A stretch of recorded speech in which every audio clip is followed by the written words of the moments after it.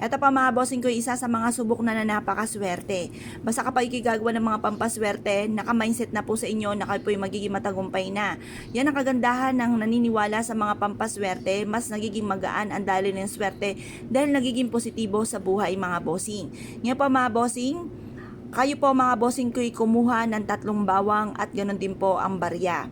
Ang kunin nyo pong barya mga bossing ko ay silver, kagaya po nito na 5 piso or kaya po ay piso.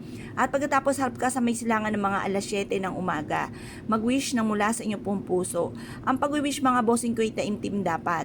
Kailangan po mga bossing ko, kayo po ay mula sa puso ang mga pagwi-wish na sasabihin nyo po sa pamamagitan nito kung ano po yung nagaganap po sa inyo. Basta yung kung ano yung nararamdaman nyo, yung gustong-gusto nyong mangyari sa buhay ninyo, i-wish nyo po yun. Halimbawa, magkaroon ako ng sariling bahay.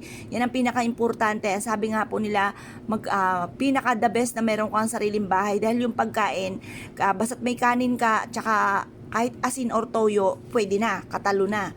Yan, kaya importante ay bahay. I-wish natin magkaroon tayo ng sariling bahay. Or kaya dahil sa ito'y pangarap pa lamang, wala namang bayad, sabihin nyo magkaroon ako ng malaking bahay. Tapos mag-wish din kayo na magkaroon ng negosyo na dito na yayaman, mabili lahat ang mga pangangailangan, at matupad lahat ang mga pangarap ng buong pamilya. Ganun po ang pag-wish. Ngayon pa mga bossing, pagtapos nyo po mag-wish ng lahat ng gusto nyo nang walang gamit na sana, direct to the point. Ano ba? Magkaroon ako ng malaking bahay. Ganun ang pag-wish. Huwag kayong sasabihin magkaroon ako sana.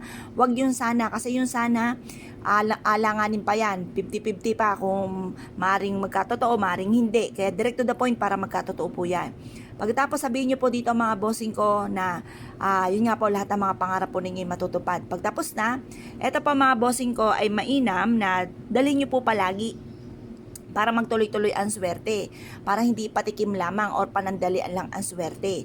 Ilagay sa inyo pong bag, ilagay sa inyo pong bulsa, pwedeng kaliwat kanan kung masyadong parang bumukol na yung bawang, kaya yung maliit lang na butil lang inyo pong gagamitin. Or kaya po mga bossing, kapag kinatulog, umuwi ka ng inyong tahanan, ilagay ito mga bossing ko sa inyong sapatos, para kayo po pagising nyo sa umaga, umalis po kayo, i-adya kayo o sa lagi kayo ay suswertihin. Kaya kung kayo po naniniwala at naisyo po itong gawin, huwag ka na po magpatumpik-tumpik pa. Subukan nyo po ito.